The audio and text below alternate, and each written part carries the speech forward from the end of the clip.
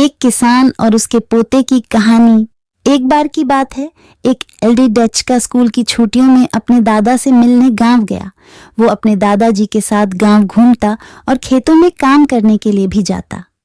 एक दिन वो लड़ढहका अपने दादा के साथ खेत में काम करने के लिए गया हुआ था, तो दादा ने उससे शर्त लगाई कि चलो देखते हैं कि खेत की जमीन को फसल की बुवाई के लिए कौन पहले तैयार करता है। उन दोनों ने खेत की आधी आधी जमीन बांट ली और जमीन को नई फसलों की बुवाई के लिए तैयार करने लगे।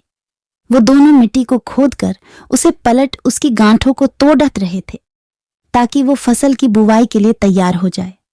दादाजी, जिनकी उम्र 65 साल की थी, वो बिना रुके और बिना किसी शिकायत के अपना काम कर रहे थे। लेकिन वो एलडी, जिसकी उम्र 17 साल थी, वो अपने काम में बहुत शिकायत कर रहा था।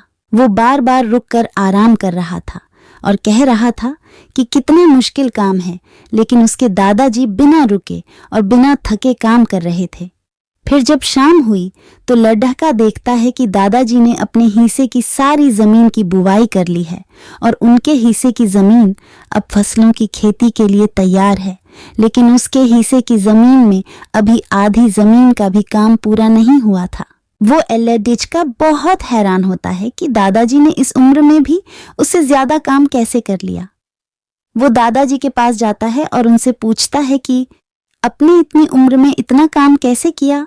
तो दादाजी ने जवाब दिया कि जब भी हम सोचते हैं कि काम कितना मुश्किल है या फिर अभी कितना काम पेडीडीहा है, तो हमारा मन बहाने बनाने लगता है।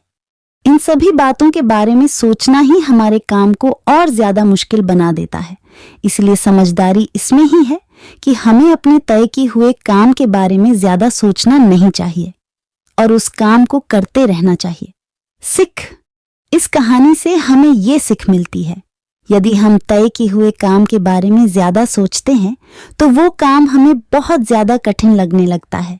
इसलिए हमें अपने काम के बारे में ज्यादा सोचना नहीं चाहिए, बल्कि उसे शुरू करके खत्म करना चाहिए।